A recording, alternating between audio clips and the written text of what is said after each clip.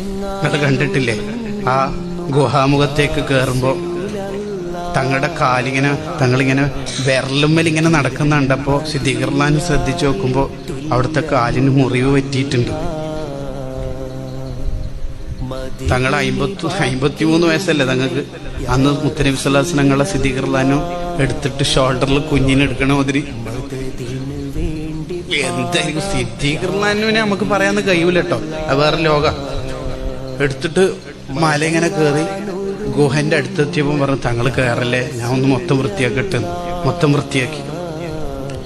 വൃത്തിയാക്കിയിട്ട് വന്നോളിന്ന്.